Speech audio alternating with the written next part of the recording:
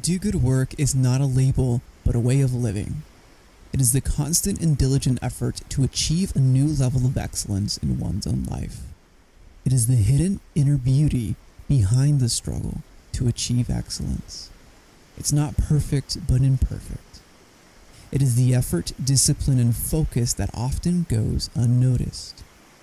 The goal of Do Good Work is to highlight that drive. The guests I have on this show emulate this drive in their own special way. You'll be able to apply new ideas into your own life by learning from them. We will also have one-on-one episodes with me where we'll dive into my own experience with entrepreneurship and leadership. Every episode is designed to provide you with ideas that you can apply and grow in excellence in all areas of your life, business, and career. Today we have Alain Hunkins. Alain helps high-achieving people become high-achieving leaders. Over his 20-year career, Alain has worked with over tens of thousands of people in over 2,000 groups of leaders in 25 countries. His clients include Wal-Mart, Pfizer, Citigroup, GE, State Farm, IBM, GM, and Microsoft. In addition to being a leader, speaker, consultant, trainer, and coach, Alain is the author of the book, Cracking the Leadership Code, The 3 Secrets to Building Strong Leaders. As a faculty member of Duke Corporate Education, Alain's writing has been featured in Fast Company, Inc., Forbes, Chief Executive, Chief Learning Officer, and Business Insider. He's on a mission to create a vibrant, alive world by kindling the fire of brilliance within each and every one of us. Alain, thank you so much for being on, man.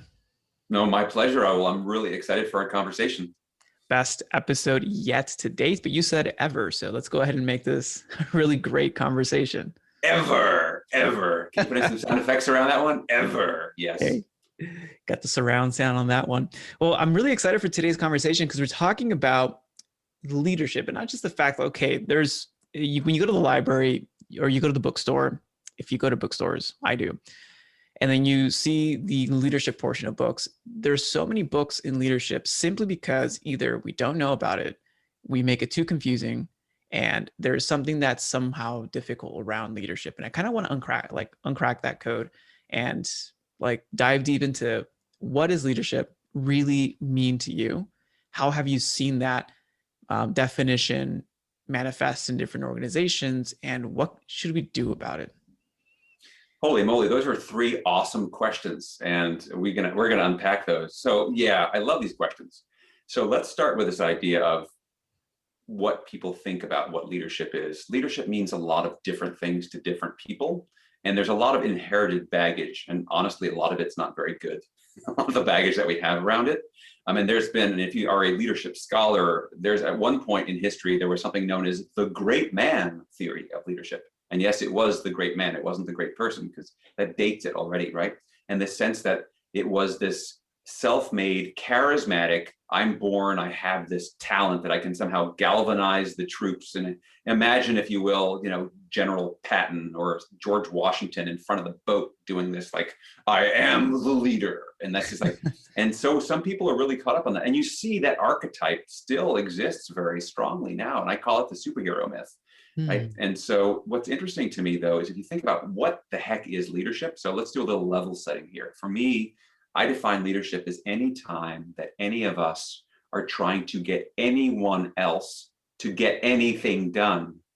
That takes leadership. So if you use that definition, all of us are leading every day. You can be a solopreneur, you can be working in a small business, you can be a mom or a dad, you can be a school teacher, you can be a friend, you can be trying to do anything. That takes leadership. And the fact is, leadership isn't some charismatic je ne sais quoi, right? Leadership is actually, it starts with a mindset of, okay, so I know I want to influence other people. What's the right mindset I need to have? And then once I have that mindset, what are the skills? What are the skills that I need to have to be able to do that? And in my work, and this work, by the way, comes out of working with literally tens of thousands of leaders, over 2,000 groups over the last 25 years. And I saw these patterns emerge. And what I saw were there's 3 overarching meta skill sets that great leaders have in common. And conversely, lousy leaders didn't do them. And these 3 skill sets were connection, communication, and collaboration. And you can break each of those meta skills into subcategories of skills. So for example, with connection, like the root of connection is empathy. So what basically, and if you've ever heard the old expression is that people don't care how much you know until they know how much you care. Mhm. That's about empathy. It's the sense that I don't care if you work in the pharmaceutical business or the high tech business or manufacturing, you are in the people business, because like going back to the definition of leadership, it's about getting other people to get something done, whether that's producing a new drug or whether it's getting this thing onto a truck or whether it's selling a latte. You're working with other people. Mhm. So I love how you broke that down, because this is a more practical approach, and I'm taking notes when I'm looking down on my paper. awesome. I figured either that or you're doodling. No, we're taking notes here, man. Cool. So I like how it's very practical. It's like the anyone, like anything, anyone, whatever it is, but we're moving people, inspiring people. That does take a level of understanding, and also understanding of the scope of what actually needs to be done, how it needs to be done, how you're going to lead that, and also the lack of what are the resources that I need or don't know. But again, the connection, communication, and collaboration. And I do want to dive a little bit deeper into these, because this is really like a practical framework I'm seeing that you've developed to be able to enable leaders to kind of like, it's a framework where it's dynamic enough for small teams or larger teams where it can be applied at any given situation. Because these are principles, these are fundamentals. These are not just some strategies that work in this year or this millennia. These are like at the basic human level. So can we dive a little bit deeper from connection, communication, and collaboration? Absolutely. Yeah. And to me, they have to be practical. Just to give you as a little side note. So I was working with a Fortune 50 company, and I was brought in to do some leadership training. And this is way before I wrote the book. And I remember talking with the head of learning and development, who had a PhD after his name. And they had done all this work on developing their core competencies for the company. Now, that was early in my career, and I didn't even know what a competency was, frankly. And I said, can you explain what, And he said, yeah, well, we have 19 of them. I said, can you share them with me? And he said, yeah, hold on a second. And he had to pull out his piece of paper because he couldn't even remember them all. So I say that all because we can sometimes overcomplicate things. Now I have no problem with complexity, but I have a problem with this unnecessary complexity. And I think that for people to be able to do something on autopilot, it's got to be so practical they can just put it in their bones. And so hence connection, communication, and collaboration. So that's just a little preface to this. So yeah, happy to dive in deep. You want to start with connection? Should we go deeper with that? Where do you want to go? Yeah, let's dive in each to one of them. But I also love the fact that and I want to bring this up, is that we're focusing here. And also, like, for our listeners, even when I work with clients, or like how you're working with clients and making sure that this happens and it entails, but the whole purpose is to make sure that whatever behavior, whatever action is so simple to understand, because we're doing, as human beings, as workers, as careers, as entrepreneurs, whatever it is, we're doing maybe 20 things at once, or have 20 priorities, or have a lot of the other things going on. And if you make a process, a habit, something that's very complex in regards to remembering, not sure how to do it, not sure what is actually like important, I have to make this report after, like, if you make all these levels of complexity, you're pretty much bogging down the actual activity from even happening or from continuing to happen in the future. So you make it so simple that it's adaptable into, like, not just common sense, but it's like passive knowledge. Like, oh yeah, this is how you're supposed to do it because it just makes practical sense. Like, I don't have to think twice about it. I just do it. And getting whatever you want done to that simplified level, I think, is not only there is art included with it, but it's also design and focusing on what is practical and needed here, and how can we make sure that this action, this activity, this habit is followed, not just today, but for the lifetime that this purpose, this end outcome needs to happen for this organization. That's such a good point, Raul. I mean, the fact is, like, something like 90 to 95% of our behavior happens on autopilot, right? So again, if you have to think about it, it's a pretty good chance you're not going to do it for very long. So that's how it works. So let's dive into connection a little bit more. Yeah. So I mentioned that, the basis of connection is empathy, because we're humans. And, as I'm sure everyone's listening to this, again, to do some level setting around empathy, I define empathy as showing people that you understand them and care how they feel. Sounds really simple, sounds really basic. Most of us can do that. The fact is, most of us do that for the people that we care about. And the people, like our circle of empathy, usually includes family, friends, loved ones, children. They usually make the list as well. The thing is, we only show empathy for people who we have a connection to. So that means strangers don't make the cut. And the other piece around empathy, and there's some great studies on this, is that leading particularly with empathy is hard. So Business Solver did this study where they interviewed organizations, employees, and their CEOs. And of course, 92% of the CEOs said, yeah, our organization is totally empathetic. Whereas the employees said, nah, not really. And they only found about 50% of the CEOs were in fact empathetic. It's like, again, people think, well, I do care. I show people that I understand them and care how they feel.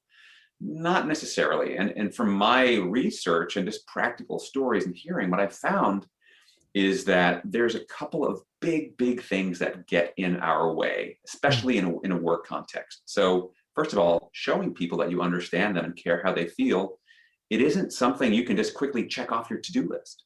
I mean, and so we live in this, we're knowledge workers in the digital age. So information travels at the speed of light, but human relationships, like to really get them to work, they move more slowly. And human relationships mean showing patience. And patience is in pretty short supply these days. So many, particularly, the big organizations where they have their core leadership competencies, you hear things like bias for action, drive for results. This is what we do. Now, I am not against driving for results. It's not like we're all here just to become friends and sit around and sing kumbaya. However, smart leaders know that you cannot drive for results if it comes at the cost of driving over the people who are trying to deliver those results. So part of our wisdom has to be knowing, yeah, there's a time and a place to go fast. And there's a time and a place to go slow. And you need to know which to do when, where. So for example, as you are having your pretty typical team huddle, whether it's a weekly meeting or a daily meeting or monthly, whatever it is, are you putting the people before the tasks? Like if you meet with somebody, like for a one-on-one, for example, you're like, hey, Raul, so what's going on? Like, how are your numbers? In terms of that, versus how are you? Like, what's on your mind? What's distracting you? And then am I asking things like, how can I support you? So it just shows you that I care about you. And while that might sound all soft and cottony, fuzzy, wonderful, the fact is some research has been done that has shown that actually feeling cared for is the number one driver of employee retention and engagement. So, we like to, poo-poo this stuff. It's like, oh, this is kind of this unnecessary soft stuff. We've got a business to run. Well, yeah, you do, but your business runs with people. So that's number one, is this whole patience thing. The other reason that a lot of people are uncomfortable with empathy is that actually you have to delve into feelings. And some people are thinking, yuck, this is messy. This is work. I thought at work, people check their feelings at the door. In fact, I grew up, the culture was, we have a check your feelings at the door policy. And that's an ironic thing to say if you stop and think about it, because you can't really check your feelings at the door. What ends up happening is people suppress their feelings at the door. And so what you have is people who show up, but they don't feel comfortable being themselves. So they put on a mask, whether that's a literal mask or a figurative mask, and they cover their identities. And when you feel like you can't really be you can't perform at your best. And so, yeah, Deloitte did the study, found that 61% of US employees don't feel comfortable bringing their whole selves to work. And it's a shockingly high number. And it's, so what are you as a leader doing to make people feel comfortable? So these are all goes back to showing people that you understand them and care how they feel, and not just moving past stuff. Realizing, as a leader, everything you do says something about you. But the thing that I think we forget is that everything that we don't do says something about us as well. And so we have to be, means becoming much more conscious and intentional about the impact that we have.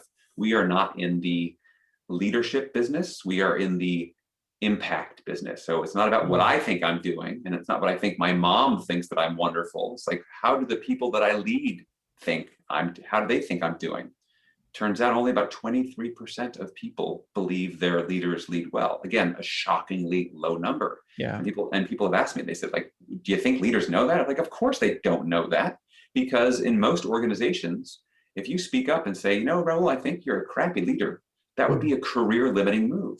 And so the feedback is not asked for, so it's not given. And since, hierarchically speaking, leaders are higher on the food chain, if they don't speak up, why would anybody else? And so we have to change that. We've got to flip this mindset and realizing the only thing that makes you successful as a leader is if your people succeed, right? It isn't about you being in charge. It's about taking care of the people who are in your charge. And that's the big difference. So anyway, that's what I'd like to get into. I mean, there's a lot more we can talk about with empathy, but there's a lot more. So, no, I love that because it distinguishes the differences between management and leadership. Like it's focusing on the human element. It's kind of incredible, right? That we have to go back to these basic, like treat people correctly, make sure that they're heard, make sure that they understand. And also even looking at it from a business optimization point of view, is like, how are you actually leading your people? And is that inhibiting from milestones being met? Is that actually hurting your deadlines? Is that actually hurting your results? And instead of being focused truly only on the numbers or the P&L or the reports or the quarterly reports, it's looking how we're actually handling these quote unquote soft metrics. How are we actually approaching our team? How are we actually enabling them? How are we actually feeling them? Oh, completely. And the thing is, all of those metrics like the P&Ls, et cetera, those are all just lagging indicators of the behavior of the people. Like P&L doesn't make itself. Those numbers didn't just, populate Excel cells by themselves. They came at because someone did something. Someone made a sale and delivered something to a customer, whatever that might be. And, you say it's amazing, but, unfortunately, so many of our leaders are still basically living out the inherited legacy of the industrial age, where the belief back then, and Henry Ford, who founded the Ford Motor Company, I think he had a phrase that he described his employees that I think encapsulates it really well. He said, "Why is it every time I want a pair of hands, they come with a brain attached?" So the idea was that leaders were the brains and employees were the brawn, which worked to an extent in the industrial age. But we're in the digital age, we're in the knowledge work age. We need people to not just show up with a brain, but to be using it all the time. And so that old school mentality or that belief just doesn't work in this world. And the other thing that we have now is we have technology and transparency. So if you treat your people like crap, between things like LinkedIn and Glassdoor, people are going to find where the grass is greener. Faster, yeah. And they are gone. They are moving on to a greener pasture.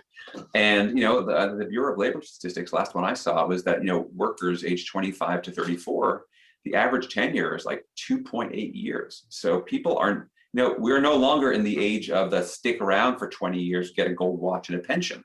And we're all free agents and we all want to be treated a certain way. And we have certain needs and our expectations keep going up. And if our leaders and our organizations can't supply those needs, we're out of here.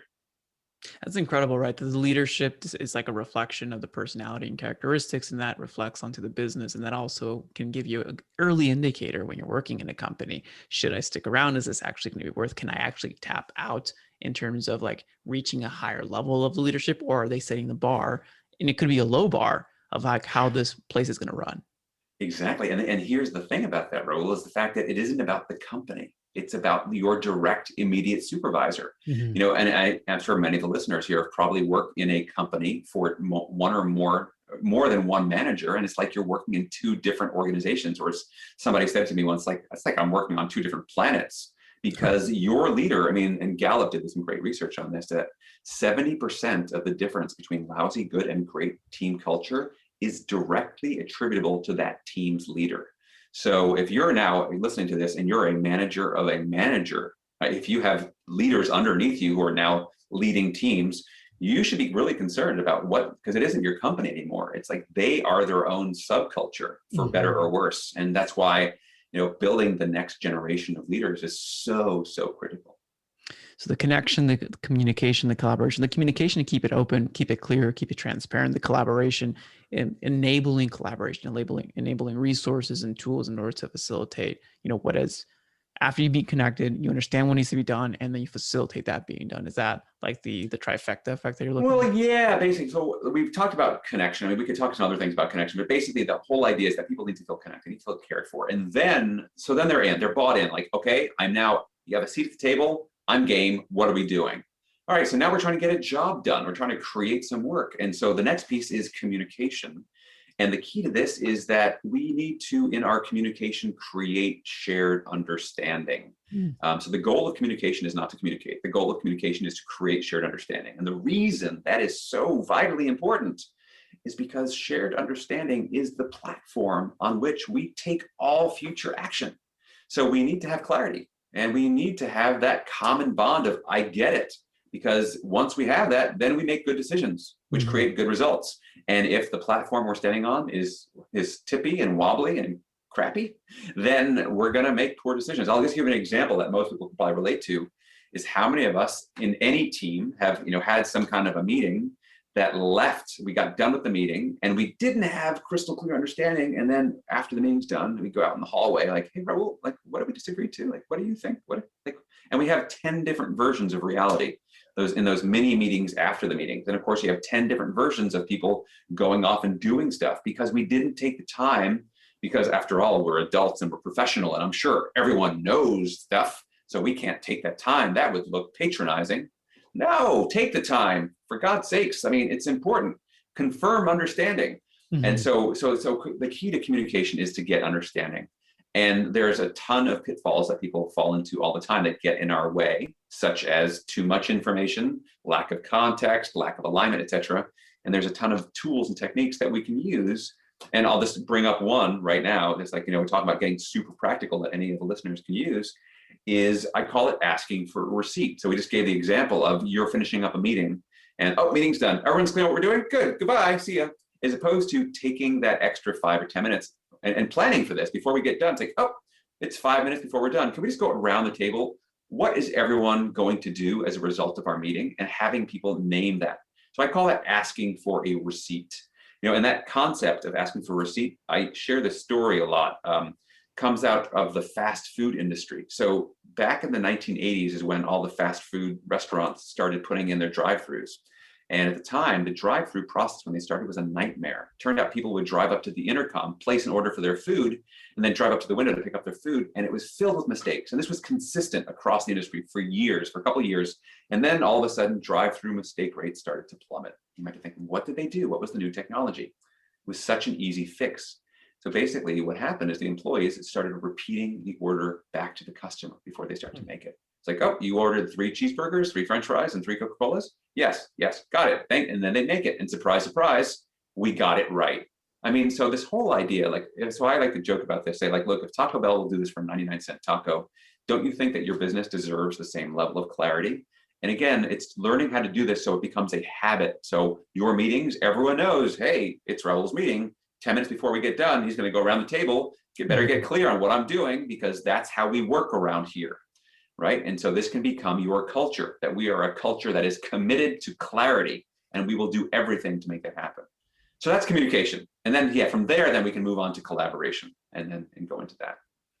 No, I love that, because at the end of the meetings, it's like, it's almost setting accountability, almost like if you have the project manager on the call as well, to be able to take note of that, but it's also setting accountability, due dates, and it's repeating it back and making sure, how did they interpret what was said?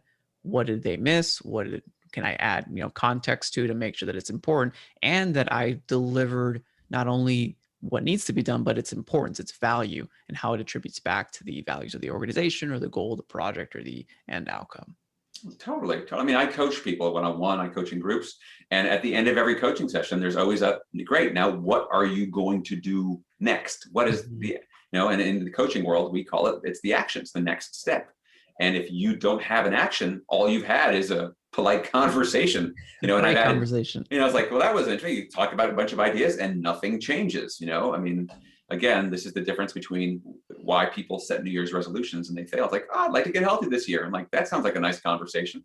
You have to put some teeth into this, and that's what the action plans, and to be rigorous about for yourself, and not because you're being mean. It's because you actually love people enough to care about them wanting to take a step forward.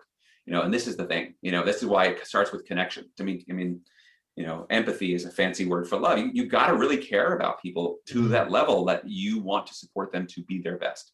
And so sometimes that's super supportive and nurturing, and sometimes it's super supportive by challenging them to step beyond their comfort zone. And it's definitely it's not if like ego can get in the way, emotions get in the way, being uncomfortable can get in the way. But it's also, even, this is not just outside the business world, this is in every industry when you're working within teams, working with people, like working together to get things done, which leads to like now the collaboration piece, which is the action piece.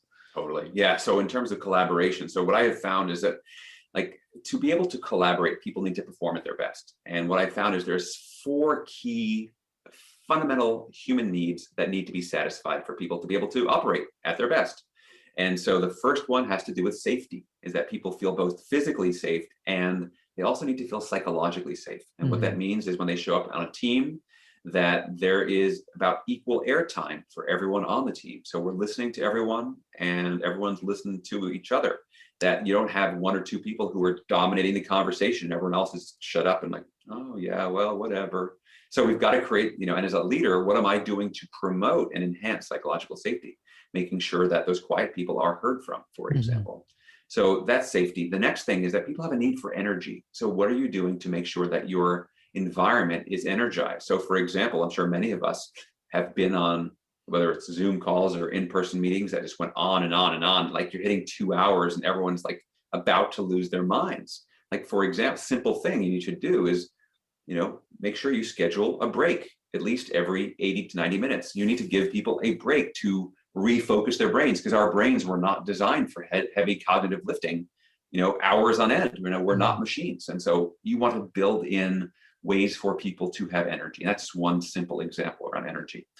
The other thing, there's 2 more. We've talked about safety and energy. People have a need for purpose, that what they do matters. So what are you doing to show people that what they're doing is contributing to something greater than themselves? So for example, one thing you could do is bring in one of your customers and share with them how your product or service has changed their lives. Like, wow, like, depending on the organization, some people feel really removed from that. Or maybe if you're the owner, founder, maybe you want to share with your team why you got into this business in the first place. What was the dream and how did that dream come to life? Because people don't know that, they can't really connect to it. And what we found, and the research would show, is that when people feel that what they do is making a difference, they bring so much more energy to it than they would otherwise. And then the 4th piece, or the 4th need, has to do with ownership. The fact is, people want a level of freedom, autonomy, and creativity in the work they do. So yes, you want to set the targets and you have results, and there's some guardrails on, call it kind of the boundaries of the sandbox. But inside that sandbox, let people play, let them create. I have yet to meet anyone who has ever said, what I loved about my last leader is how much they used to micromanage me. I mean, no one wants that. And so giving people that freedom and autonomy. So yeah, for people to collaborate at their best, give them their needs around safety, around energy, around ownership, and around purpose, and they will thrive.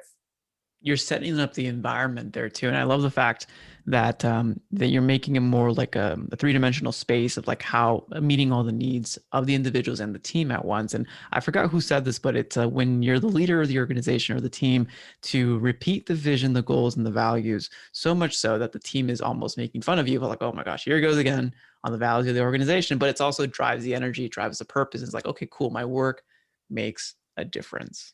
Totally makes a difference. It's so funny because people say like, oh, our team, they know what our mission is. Like, the analogy of that is, well, I heard that you said I love you to your spouse on your wedding day, but have you said it since? Like, these messages, it's okay to repeat these things. And one of the things, and I think some of the reticence or the hesitation to actually speak, like for the mindset, like, why would someone think, I don't want to repeat things, I don't want to be redundant?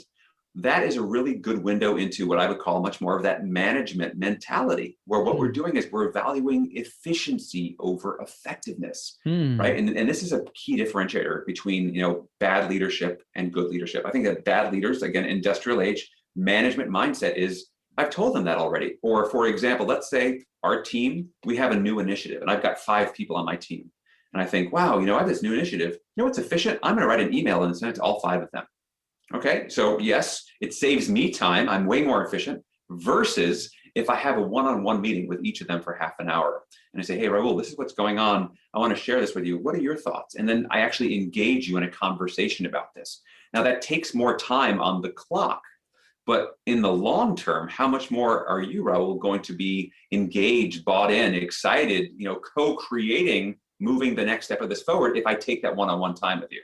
Way more effective in the long run. So we have to know there's a time, again, this is the wisdom part. There's a time and a place to be efficient, but there's a time and a place to be effective. And we have to understand where that is. And so many leaders I talk to say, I just don't have time to spend with my people. It's like, wait, you don't have time to spend? That's your job. And what if you reframe this instead of I don't have the time versus thinking time with your people is an investment. And in fact, it's the best investment you could make. If you reframed it that way, where would you be spending your time? And what else would you cut out so that you could be spending more time with those people to grow and develop them? That's again focusing on the impact of like just managing resources versus actually focusing on the impact. And I like that you mentioned that it does take wisdom to understand if we're needing to get this done in X amount of time, maybe meeting for 3 hours doesn't make sense, but it does mean that I can find ways to make an impact within this process as this launched, et cetera. Oh yeah, I mean, and I see some of these folks, and I've worked with them, right? So I don't have time to meet with my people, and I've sat in on some of their meetings, and I think this meeting is so god awful, boring, and ineffective, and everyone's here and multitasking, and I mean, you have time to run 3 lousy 1 to 2 hour meetings a day, and you're telling me you don't have to, like, so again, people don't know what they don't know. Exactly. And so it's like, yeah, if you could learn how to do things differently, but again, if you haven't seen that modeled before, it's very difficult for you to make it up yourself. No, and one of the questions that I was going to ask in the beginning, but I think we just covered it, well, like the habits that are fundamental within teams that are highly not only effective but impactful. But I think one of the bigger questions that I have are for leaders who are trying to understand and become better leaders. And I want to dive into leadership development in a bit, but there's also the case where I see a really great implementer in a team, a really good person who is a high performer in their job and what they're doing, and then they get promoted to a leadership position. And what you just lost in an organization is a great person who was great at their job. Now they have to become a leader, and they may not be the best. So there is that transition of one, the payoff is worth it depending on the individual, the goals, the values, the organization, et cetera, et cetera. But how do we bridge that gap to not look at it, hey, I'm losing a great implementer, and making sure that this leader becomes effective in what they're doing and transitions to a high performing leader, not just a high performing doer? Totally. I mean, you've just named, I think, what is the quintessential challenge for so many organizations, right? Is because generally most people who got into leadership roles got there because they were high performers, right? It's like, yeah, you're a great, whatever, salesperson. We're going to make you the sales manager. Right? And there is, as we've said, there's this huge difference between being a high performer and facilitating high performance in others. And you don't close that gap by doing more of what you did. You know, it got you to be a good, high performing, whatever contributor. So the question is, so first of all, I think in some organizations, can you create a track where, frankly, not all of your best high performing contributors should go into leadership? So is there a way for them to advance as a SME, right, subject matter expert, where they can continue on? And I know some organizations do this, where you have, you know, like say a senior coder in a software company, whereas, you know what, you're a great coder. And in fact, if you talk to people in that industry, they'll say, you know, a super coder is like worth 20 lousy ones. I mean, like the ratio or more, I mean, the ratio is huge. So you want to create opportunities where for people's advancement, AKA money, oftentimes, because people are like, well, I went into leadership because I wanted to make more money or more prestige, or, you know, so first of all, the prestige piece can be satisfied if you create a track that is recognized and celebrated as much as anything else. But, you know, should you want to be able to promote those people, the first thing is helping them to understand, yeah, what got you here isn't going to get you there. And then as you begin down this path of leadership, do you understand what these fundamental core beliefs and behaviors are? Do you understand it's not about you? It's about you helping other people. And you're going to need to draw on these meta level skills of connection, communication, and collaboration to do so. And then to show them where they're doing that well and where they're doing that not doing that well. You know, we talked about leadership development. For me, the number one thing that helps people to accelerate their leadership development, and frankly, way more than reading my book, is getting feedback. Is like if you're hungry to get feedback and asking people for honest feedback about what am I doing well, what can I be doing differently, getting that feedback from a variety of sources, as many as possible. And then when you get that feedback, the only response is thank you very much for the feedback. That's it. You don't debate it. You don't say, well, you don't understand. I was doing this and you don't get it. No, you don't. You take it, you thank you, and then you go, wow, I've just taken this, internalize it. And then, like we said before, create an action plan. So how am I going to act on this feedback first? What's the first thing that I'm going to do? And how am I going to check in with someone to make sure they can see the progress that I'm making? I think that most people are afraid of feedback because they've never seen it modeled well, or they think of feedback as something you get with an annual or semi-annual performance review. And it's something like, hey, if I don't call you out on this, you won't call me out, and then we'll just get this over with and go back to just whatever we go talk about, right? And so, no, it's like, how can you possibly expect to grow without feedback? I mean, everyone knows sports, right? That's a great analogy. I mean, think of any major league sport. All of those teams, not only do they probably have a coach, right, who's giving feedback onto the players, who's not playing, by the way, the coach is on the side, that coach, they're giving feedback, but they probably have multiple coaches giving them feedback in a whole host of areas, different dimensions, whether it's a nutritional coach or a strength coach or a offensive coach, defensive coach. There's so many different coaches. How do you think they get to be so good? They don't do it by themselves. So why do you think that you somehow are an exception to this rule? Like, every single great leader I know has a great coach. All the coaches that I work with have coaches. I have coach. Everyone I know has a coach to help them to keep, because you can't, we get stuck in this rut. And, the number one thing, if you want to develop, you need to invest in yourself. And the way you do that is by getting that feedback from other people.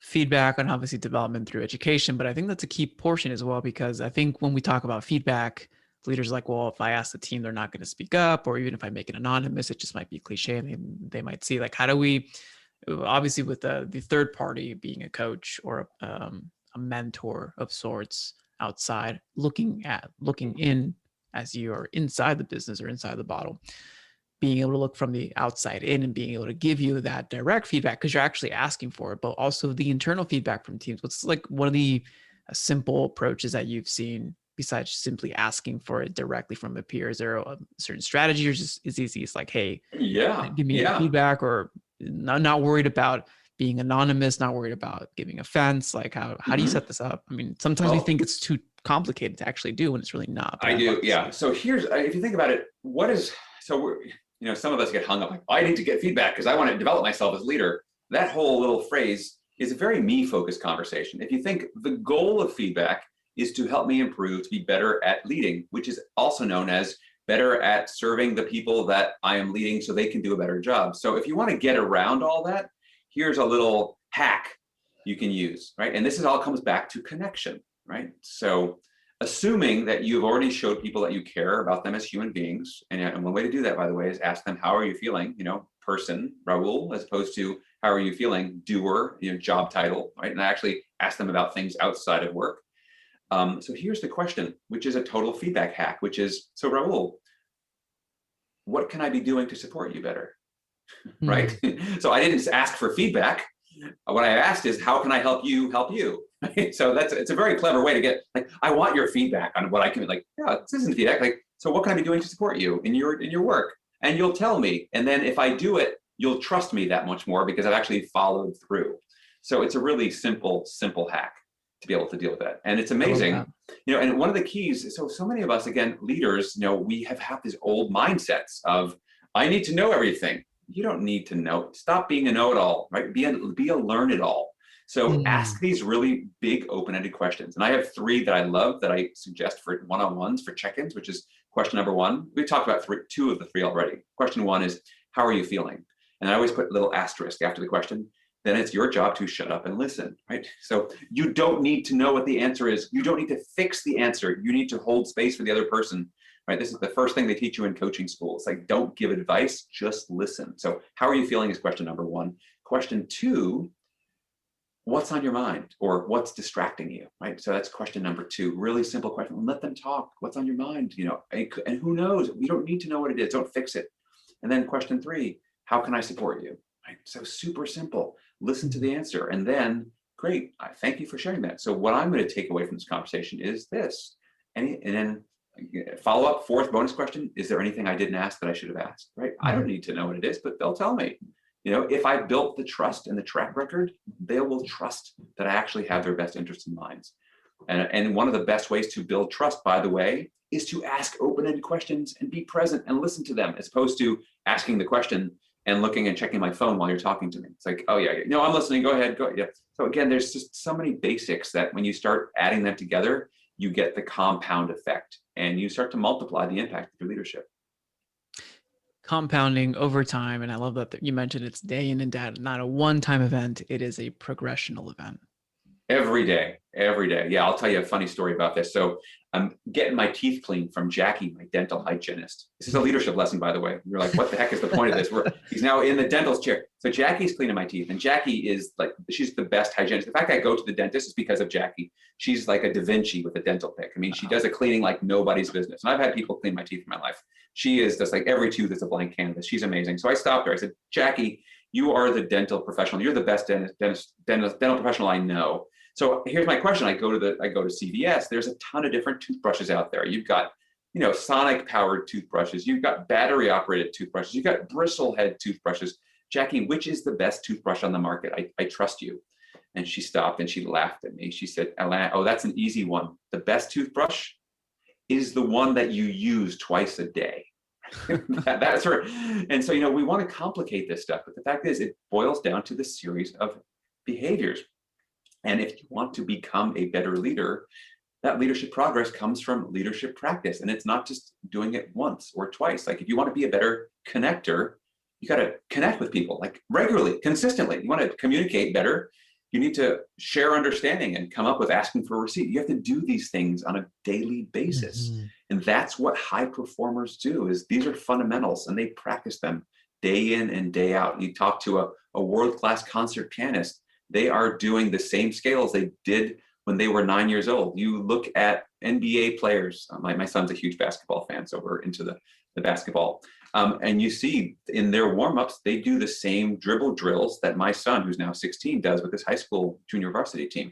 I mean, it's the same stuff. Mm-hmm. But what happens is what makes high performers great is they don't get tired of the fundamentals. So, and it's funny because we're saying high performers. We're saying to be a high-performing leader, figure out what those leadership skills are, not the performance, the individual contributor skills, but now take that same level of dedication and focus, but pour that into your leadership skills and you will become a better leader.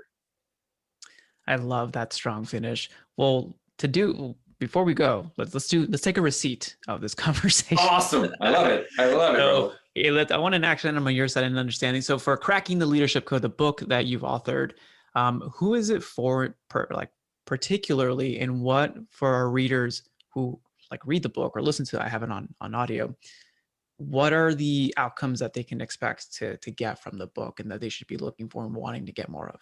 Yeah. So if you are an aspiring leader who wants to get better at being a better leader, this book is for you. I mean, it's basically a comprehensive roadmap to becoming a better leader. And I've had leaders who have been leading for 30 years say, this is a great refresher, reminder of stuff that I kind of knew, but I hadn't thought about or put it together in this way. And I've had new leaders who are like, oh my gosh, I had no idea, and everything in between. So it's really designed to help you. And what you're going to get at the end of every chapter around connection, communication, collaboration, there's going to be the cheat sheet, the checklist. Like, here are the behaviors that you should be practicing. Don't just read the checklist because that sort of becomes prescriptive. The goal is to really sit with them. And it's all story driven based on examples of clients I've worked with over the years. But the goal is to really embrace this. And, like we said, start with one thing. Don't start with 30, but start with one. Figure out, where do you want to grow and pick that area. So it doesn't have to be read in order. It can be. And it's not a hard read. It's a fun read. So the goal is, again, if you want to be a better leader, this is a book for you. I love that. And Alain, for our listeners out there, what's the best place for them to reach out to you? Thank you for this episode and learn more about what you're up to. Absolutely. So easiest place, let's start with the book, which is www.crackingtheleadershipcode.com. That'll take you right to the book page. You can actually download the first chapter right there. And while you're doing that, you can subscribe for my Building Strong Leaders newsletter. You'll do both at the same time. That connects you right to the AlainHunkins.com website. So I've got all sorts of cool stuff going on. I run these 30-day leadership micro-learning challenges that people can join that are open enrollment. I run them about 4 times a year. So depending on when you're listening to this, check that out at AlainHunkins.com. And then if you want to reach out to me, my LinkedIn is my social media of choice. And since you've listened this far along, you are now part of the end of the podcast club. You can actually email me directly at Alain, A-L-A-I-N, at Alain Hunkins, ALAINHUNKINS.com. And I do answer all questions received. So thank you, Raul, for the offer. Welcome to the club. We will put that one just on the audio version, but it's a pleasure to have you on, man. Thank you. Raul, it's been my pleasure. Thank you for the great questions, the great conversation. I've really enjoyed my time.